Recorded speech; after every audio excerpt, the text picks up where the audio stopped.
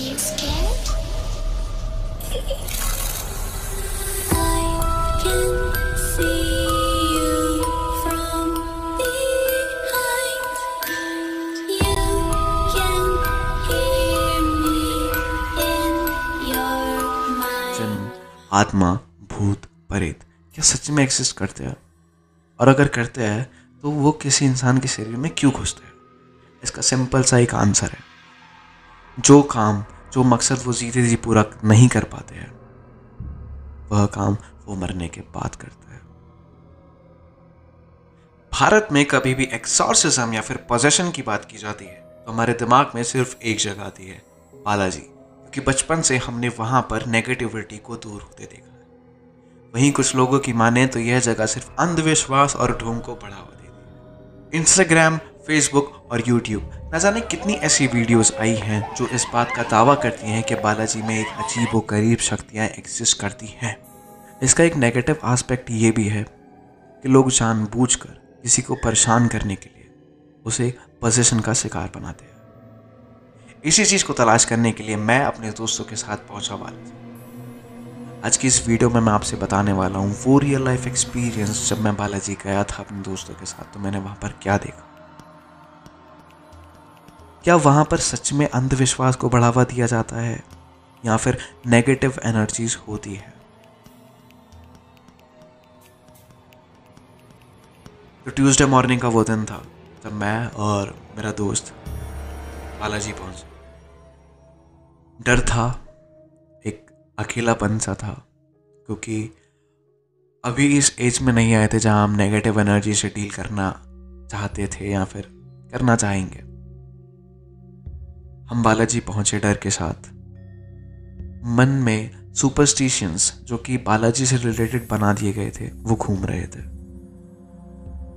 बालाजी जाओ तो वहां का प्रसाद नहीं खाना, पीछे मुड़ के नहीं देखना, किसी अनजान व्यक्ति से बात नहीं करनी। यही सब चीजों से हम डर चुके थे, पर हमने भगवान का नाम लिया और हम आगे बढ़े। बालाजी में घुसते ही हमको प्रसाद की थैली दी जाती है और कहा जाता है कि प्रसाद आपको खाना नहीं है, और वो अंदर पुजारी जी ने हमसे ले लिया। थोड़ा सा आगे बढ़े तो फर्स्ट केस में कहा जाता है कि जो लोग हैं जिनके अंदर नेगेटिव एनर्जीज एक्सिस्ट करती है वो वहाँ पर एबनॉर्मल रिएक्ट करना स्टार्ट कर देते हैं, और वो चीज़ हमने लाइव देखी। नेगेटिव एनर्जीज होती है वहाँ पर। हमको ऐसा था कि 10% बिलीव हो गया था कि हाँ भाई एक्सिस्ट करती है। थोड़ा सा आगे बढ़े, सेकंड गेट में पहुंचे, चिल्लाने की आवाज़ आ रही थी जो कि हमारे लिए बिल्कुल भी नॉर्मल नहीं था। हम डर चुके थे और लोग जय श्री राम का नारा लगा रहे थे। तो एक positive vibe and positive energy वो हमको ट्रांसफर कर रहा था। तो हम आगे बढ़े, आगे और भगवान जी की जो स्थापना थी वो करी गई थी जिनके हमने दर्शन किए। आगे फिर प्रेत महाराज जी जो कहा जाता है कि बहुत मेन है बालाजी में, जो नेगेटिव एनर्जीज को ना कैप्चर करते हैं, उनके दर्शन किए। महाराज जी का द्वार है जो कहा जाता है कि सबसे इम्पोर्टेंट है। वहाँ पर क्या था ना भाई कि तुम एक चीज़ इमेजिन करोगे कि एक कमरा है, उस कमरे के बाहर हाथों के निशान छपे हुए हैं, जैसे शादी के बाद दुल्हन के छपे होते हैं। तो इस केस में ऐसा सीन है कि जिन लोगों को नेगेटिव एनर्जी से इफेक्ट करती है तो वो लोग अपने हाथों के निशान वहाँ पर छोड़ के जाते हैं, इस उम्मीद में कि उन हाथों के निशान के साथ साथ जो नेगेटिव एनर्जी उनको पजेस कर रही है उसका साया भी वहीं पे छूट जाएगा। तो वो चीज़ बहुत हॉरिफाइंग थी जो हमने वहाँ पर एक्सपीरियंस करी थी। उसी के साथ हम आगे बढ़े और निकले वहाँ से। बहुत ज़्यादा अच्छा एक्सपीरियंस था, एक पॉजिटिव एनर्जी, पॉजिटिव वाइब हम लेके वहाँ से निकले थे। उसके बाद जब हम आगे बढ़े तो हमें लगा कि हाँ बस इतना ही था, हो गया, दर्शन हो गए, अच्छे से हो गए। उसके बाद एक दादाजी वहाँ पर थे, उन्होंने बताया कि बालाजी के दर्शन तब तक पूरे नहीं होते जब तक वहाँ की आरती नहीं ली जाती है। तो वहाँ से हमने ये चीज़ सुनी कि आरती लेना बहुत मेन है। तो आरती में भी 4 घंटे बचे हुए थे। तो हम लोग बाहर घूमने निकल गए।